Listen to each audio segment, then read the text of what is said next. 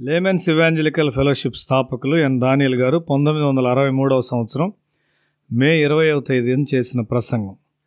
ఆదికాండము 49వ అధ్యాయం 22వ వచనము. యోసేపు ఫలించెడి కొమ్మ. నీవు ఒక ఫలించు కొమ్మవైతే దేవుడు ఆనందించును. నా తోటలోని ఒక చెట్టు ఫలమునివ్వాలని నేను 10 సంవత్సరాలు వేచియున్నాను, అయితే ఫలము కనిపించలేదు. కాబట్టి అది నరికివేయబడాలని నేను చెప్పాను. సులభముగా దాన్ని నరికివేశారు.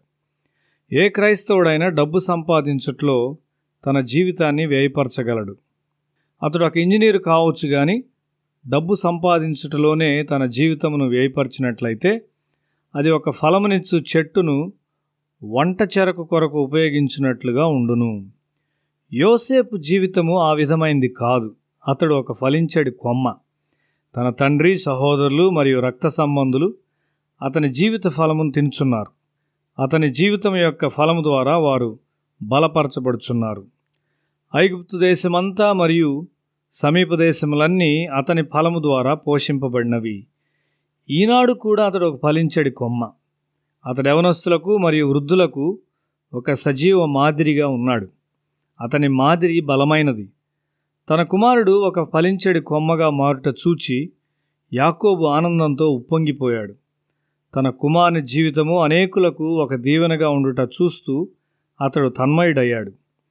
తీవ్రమైన కరువు కాలంలో తన కుమారుడు అతని ఇంటిని సమృద్ధితో నింపుచున్నాడు. నేను విశాఖపట్నంలో ఒక పక్షవాయువు గల రోగిని కలుసుకున్నాను. అయితే అతనికి ఒక మంచి కుమారుడు ఉన్నాడు. అతని అవసరతలన్నీ కుమారుని ద్వారా తీర్చబడుచున్నవి.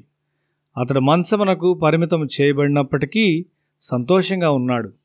బాధ్యతారహితుడైన కుమారుని గురించి ఫిర్యాదు చేయు మరి ఒక తండ్రిని నేను కలుసుకున్నాను.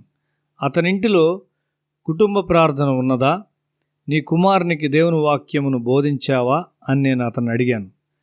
పిల్లలను ఫలించువారినిగా చేయునది దేవుని వాక్యమై ఉన్నది. కొంతమంది తల్లిదండ్రులకు వారి పిల్లలకు దేవుని వాక్యమును బోధించటకు ఇష్టం ఉండదు. బైబిలు దేవుని వాక్యము అని పిల్లలకు వారు చెప్పరు. నా జనులు జ్ఞానం లేని వారై నశించున్నారు.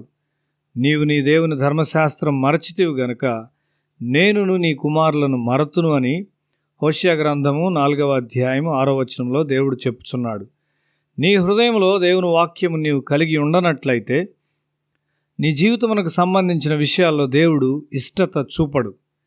ఇంగ్లండ్లోని గత తరము దేవుని వాక్యంలోని విశ్వాసం మీద ఆధారపడి ఉన్నారు. దేశం యొక్క సంక్షోభ సమయాల్లో వారు ప్రార్థనా దినాలను కలిగి ఉండేవారు.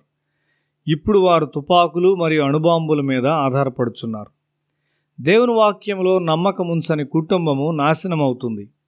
దేవునిలో విశ్వాసం ఉండదు, కానీ డబ్బు సంపాదించుటకు విద్యార్హతల్లో విశ్వాసం ఉంచున్నారు. కళాశాలలో ప్రవేశం కొరకు వారు తొందరపడుచున్నారు.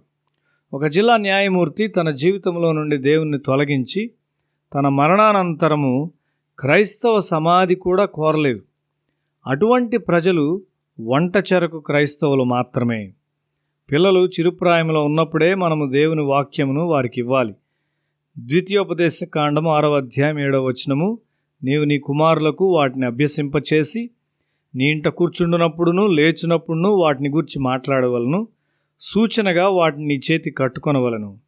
పిల్లలకు దేవుని వాక్యమునిచ్చుట్లో నిర్లక్ష్యం చేయు తల్లిదండ్రులు వారి పిల్లలను త్వరగా సమాధికి సిద్ధపరచువారై ఉన్నారు. చాలా క్రైస్తవ కుటుంబాలు దేవుని భయం లేనివై ఉన్నవి. సినిమా పాపపు ప్రేమను పిల్లల్లో ప్రవేశపెట్టింది. నవలలు వారికి వ్యభిచారమును బోధిస్తూ ఉన్నాయి. నా కళాశాల దినాల్లో దేవుని వాక్యము నా చేతిలో మరియు నా హృదయంలో ఉండేది. అదే నన్ను పాపము నుండి కాపాడినది.